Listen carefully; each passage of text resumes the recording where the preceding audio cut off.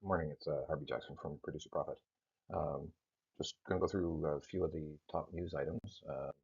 India is starting to get concerned over weather on their winter seeded crops. So Reuters posted yesterday this article, or earlier this morning, and they're starting to get concerned about the wheat crop and actually the rapeseed crop there. So I'll just dive into it a little wee bit. But they are net. They don't export their crops very often. But one of the things that kind of popped out for me was just what the price was of the crop. It was $384 as it says in this article here, which is a lot higher than the world price out there, but just goes to show that tariffs actually are trying to protect the India farmer, which makes up like I think it's close just shy of 50% of the actual population there. So where's the area that's of concern? There's really no weather maps really showing a whole lot yet. But if we look at it here, we've got this area here that's got majority of the production. So you got the northern area of India, which and maybe another episode if this continues, I'll show you the actual productivity of India, and it just amazes me every time I look at the map of the agricultural production. So if we just look at what wheat or how much wheat that they grow, they are the third largest producer of wheat on the planet, and you can see that there's pretty good yields that they've been getting, but they expect a lot more for the fact that they've actually been planting a lot more and trying to get the max yield out of it. So you can see here from rapeseed, it's actually pushed a little bit farther west on the map of where it's grown, winter seeded. And the concern is that it's going to warm up too much in the month of February, and when it breaks dormancy, it's going to have some issues. So we'll have to keep our eye on that.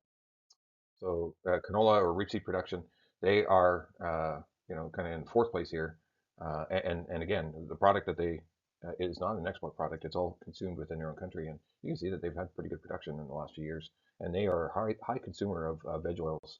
Uh, shadowing maybe China a little wee bit, but they are right there in the top, just because of the population by itself.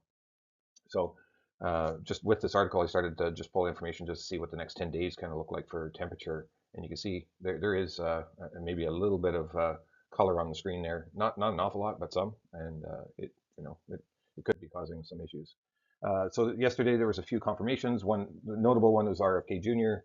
and his stance on vaccines and how that's going to impact agriculture. Even the U.S. News rural radio that I listened to on my Sirius in my vehicle was actually really concerned and had a lot of airtime talking about RFK Jr. and his kind of stance on chemical and just overall his past rhetoric about vaccines and everything. So they were kind of concerned there. So, but another one that was actually confirmed yesterday was Lutnick, which is the going in for the commerce position, and he was talking about tariffs, but then he also talked about, it looks like the Canada's got most of it kind of, or looking like they've got a lot of their things kind of put in place. So he contradicts himself here. There's no tariffs, and now there's tariffs. So um, there is no real firm stance what's going to happen on February 1st here. Bank of Canada cut its rate down to 3% on the overnight lending. So that went from 3.25 to 3%, and that's I think the sixth in a row. Yeah, sixth in a row that's been cut. So we've been cutting because our economy is just basically in the tank. And then you look at the U.S., they're actually holding their rates, and maybe hold because of some of the what's because they're concerned about what Trump's going to do once he gets all his appointments and everything, and how is that going to affect the inflation in the U.S. Their jobs they don't have the same kind of winding down of jobs and all the other problems that Canada has. So there's a reason just all by that itself is having the differential. It's going to stay, but there is some concerns by the U.S. Fed about their stance on how it's going to impact inflation. Of course, Trump is not happy about that. Here's your canola, basically still going a little bit sideways here. We are up a little. We are just $3.70 down. So you can see that we've had some red and green candles in the last few days. We'll see how this kind of ends out the week. Still, pretty good values, and we're looking at the same kind of values for new crop and old crop. And I'm looking at this as being, the this area, which should still be a consideration to actually get a little bit of sales made for new crop. Rapeseed, uh, The rapeseed price is in Canadian dollars is $132 higher than Canadian canola. And I've in yesterday's talk, it was a little bit about soybean or the canola oil and some of the exports that are likely happening. Can't confirm it for sure, but likely happening outside of the U.S. And even the seed is export pace is actually pretty good as well. So this has already started to lighten up. I think we were seeing this lightening up from higher values, and I think that it could be because some of the Canadian product is actually filling some of the gaps that the European rapeseed cannot, or the other veg oils cannot as well. So here's your rapeseed. We've had a pretty good leg down. Uh, Still looks like there's, don't want to get below that level. Otherwise, we'd be potentially breaking the cycle for a lower low in that area. So we'll just keep that in mind. Soybean oil basically going sideways to down. If I look at that chart, not necessarily the right signals for canola, that's for sure. But then we're in this la la land of uh, uh, Trump's policies on green energy and tariffs, and it's just putting pressure on that commodity specifically. Palm oil basically going sideways now. Here's your soybeans, and we've basically got this little tail going down.